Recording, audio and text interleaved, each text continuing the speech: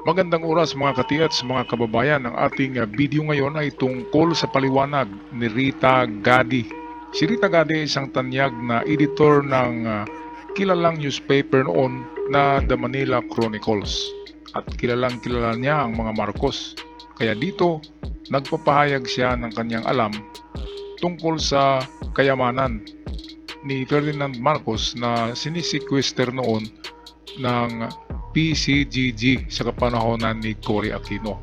Narito ang video ni Rita Gadi sa kanyang mga paliwanag. Atin panoorin. For the years, we've come across the question, what did Marcos steal from the Filipino people? This question comes up every time there are discussions, every time there are newspaper accounts, when they talk about this on radio and on television. And for the past 35 years or so, that has always been the question raised, that Marcos stole billions and billions of pesos from the Filipino people. And so it's important somehow that for someone like me, who has covered the office of the president, my curiosity is likewise like the most of us. What was stolen from the Filipino people? But then again, it is difficult to get into the personal accounts or the personal matters of the person that you're covering, for instance, like in television or in radio. So how do we really know whether Marcos did steal the money of the Filipino people? It was when we first learned that there were actually a number of cases that were filed against them.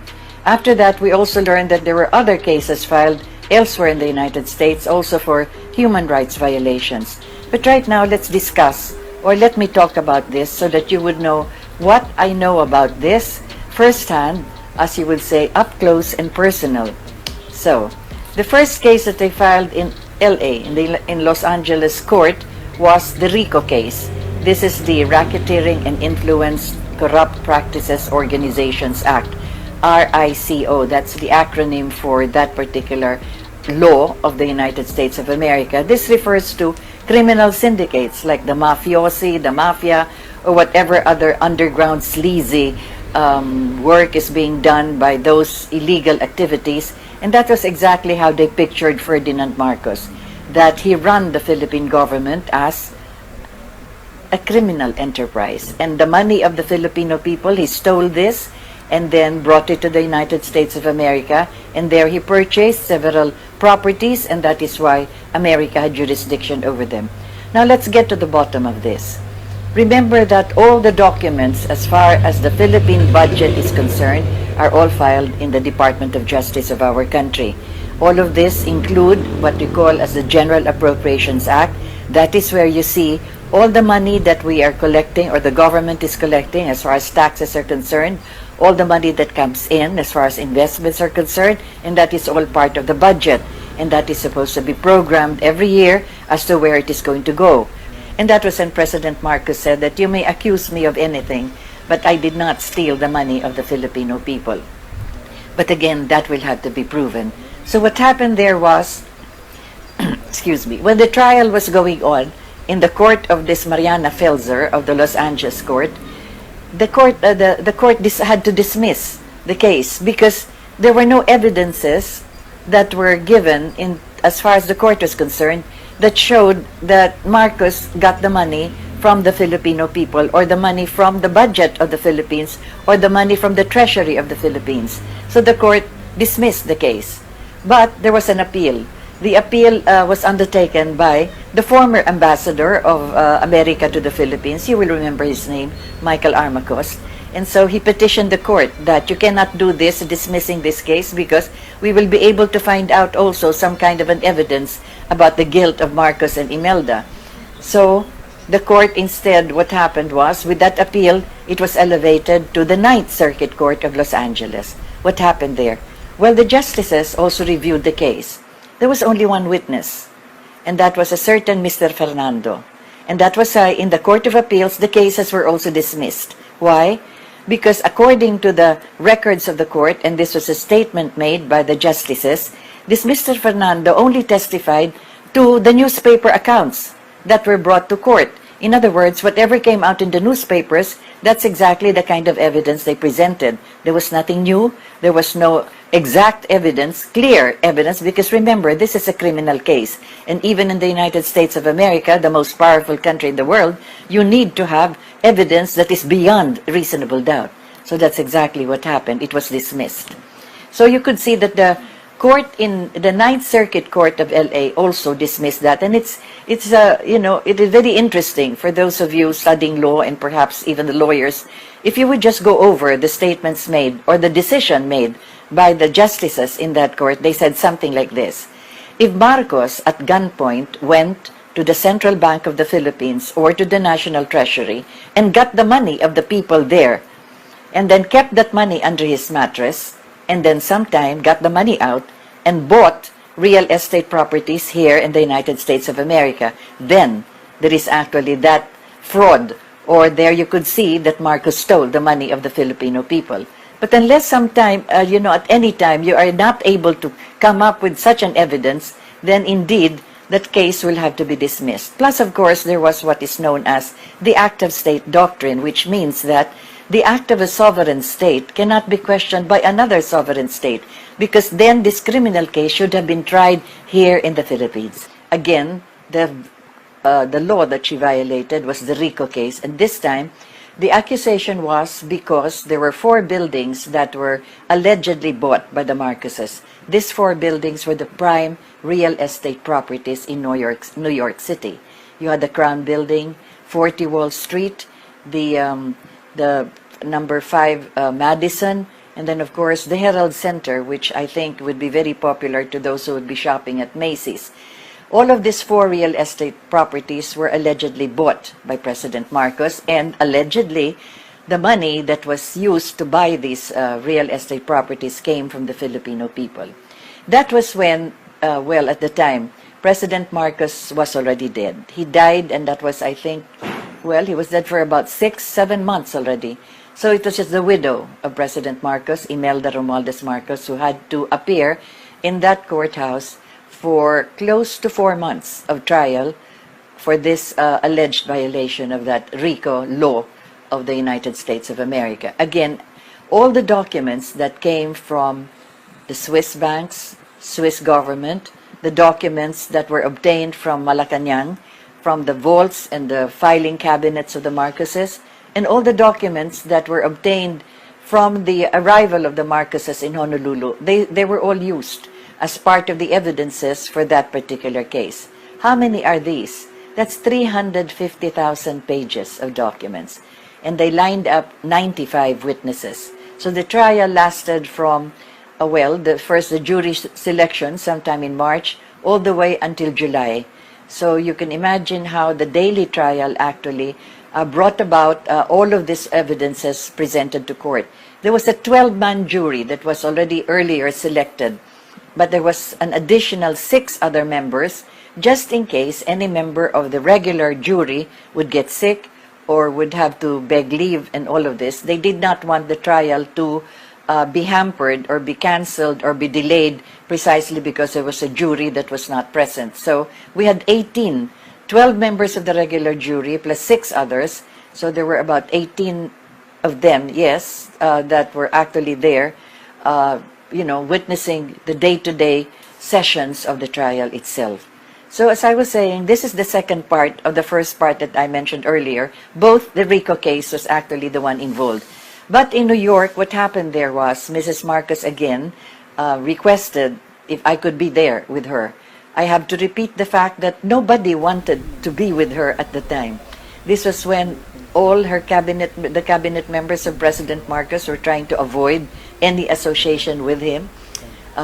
Lawyers, perhaps, who also were friends of the Marcoses, also didn't want to be associated with them, because anybody that the FBI or the CIA or the intelligence agencies or the Justice Department of America, anybody who would go to Honolulu would be photographed, fingerprinted at the airport. They would do this, and then to try and find out what is the connection with the Marcoses. They might be involved in the cases, likewise, that the United States of America has filed against the Marcoses. So that is why a lot of people feared going there. and they refrained from being associated. And so there was nobody else, perhaps, or there were several others that were there, but Mrs. Marcos requested if I could join her during the trial. Firstly, because early on, in the office of one of the lawyers here in the Philippines, we were already given copies of the, not only of the indictment against the Marcoses, but also a number of those evidences, so that we could find out if there were any other evidences here in the Philippines, either in government offices, that could be utilized in defense of the Marcoses. So since they knew, Imelda knew that I was going over these documents, perhaps I could help out. And that was the reason why I did help out, by joining the staff of Jerry Spence, who was later on hired as the defender or the counsel of Mrs. Marcos, together with his staff.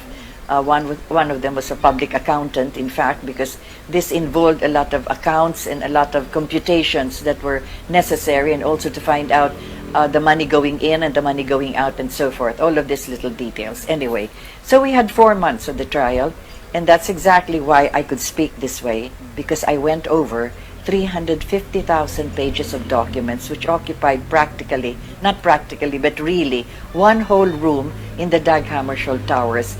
And you can imagine that the prosecution would go into the courtroom, not carrying an attaché, but pushing a grocery cart, a big grocery cart, the one that you use when you buy other items in the supermarket.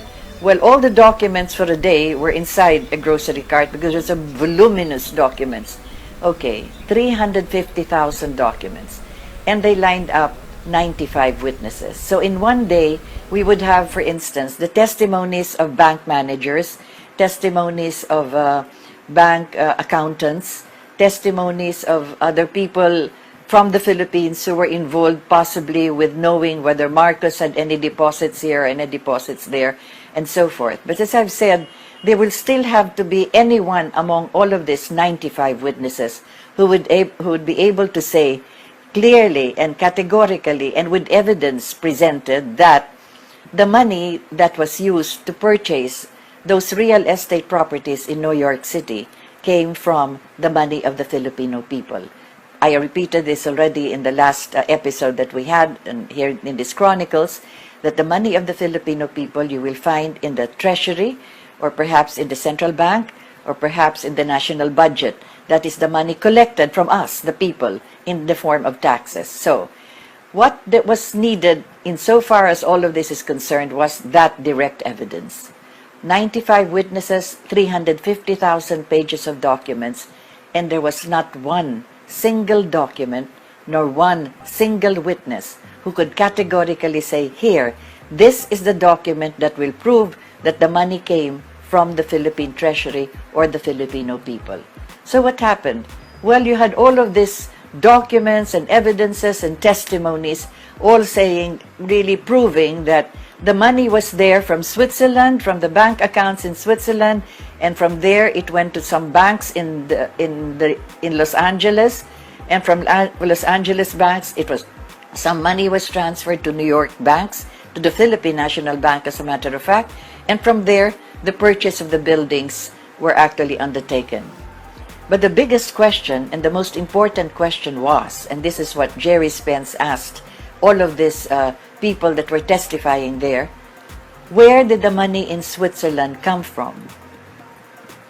And that nobody could answer. Nobody knew where the accounts of Switzerland came from. Where did all those millions of dollars come from? Because that is the evidence that would have proven that it came from the Philippines, from the Filipino people. But there was nobody, and there was not one single document that could prove that. And that is why at the end of the trial, after 4 months, after all these documents being presented, and all the witnesses talking and talking and talking, not one could present that single document. And so therefore, by a unanimous decision of the 12-member jury, the case was not dismissed, but there was the decision not guilty. In other words, Ferdinand and Imelda Marcos were not guilty as far as the accusation of the United States of America, the RICO case violation, is concerned. So, Now we challenge all of you listening to this Chronicles. If there is anyone at all at this stage that can present one witness, one single evidence in any Philippine court today that will prove that money was taken from the Filipino people, please come out and say so. Because for the past 35 years, over 1,000 cases were filed now against Imelda Marcos. But not one single document could prove that the money in the accounts that they are accusing her as having contained money did not come from the Filipino people. They were dismissed for lack of merit and dismissed for lack of evidence. 1,000 cases filed by the Philippine government against her. Alright, maraming salamat mga katiats, mga kababayan ko. Yan lang ang ating video ngayon tungkol sa magandang paliwanag ni Rita Gadi tungkol sa kayamanan ng late President Ferdinand Marcos na sinisikwister at pilit na kukunin ang lahat ng mga ito sa Swiss bank ng pamahalaang Cory Aquino noong 1980s. At hanggang sa muli, ako'y magpapaalam na. God bless us all and God bless the Philippines.